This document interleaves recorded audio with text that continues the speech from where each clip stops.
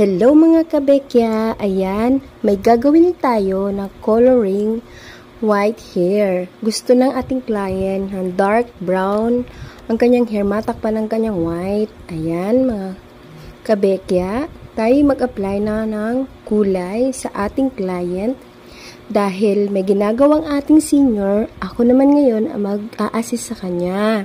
So, gusto ng client na dark brown ang kanyang hair at matakpan ng kanyang white hair.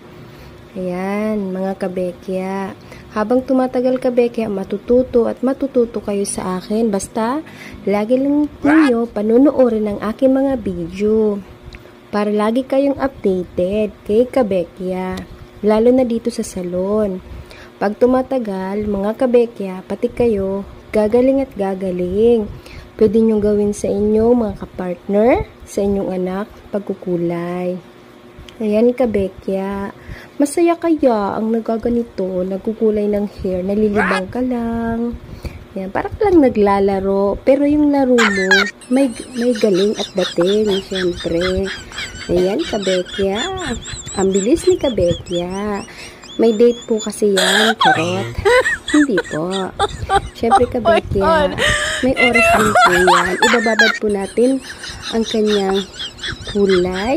Siyempre, kapag natakpan na po ang kanyang mga white hair ng color, yan, pwedeng na po siya, mga kabekya.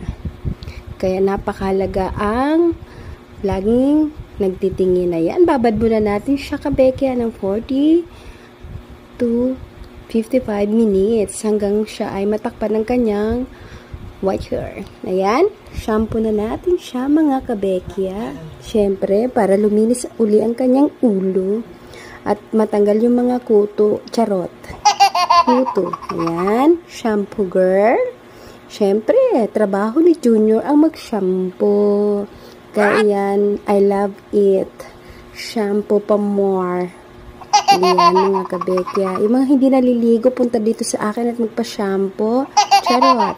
Ayan, tapos ko na siyang shampooin, kabekya.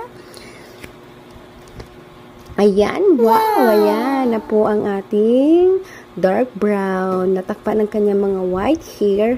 Ayan, gustong-gusto po yan ng client at kanyang color ng hair. Mga kabekya, saan ka pa? Thank you for watching.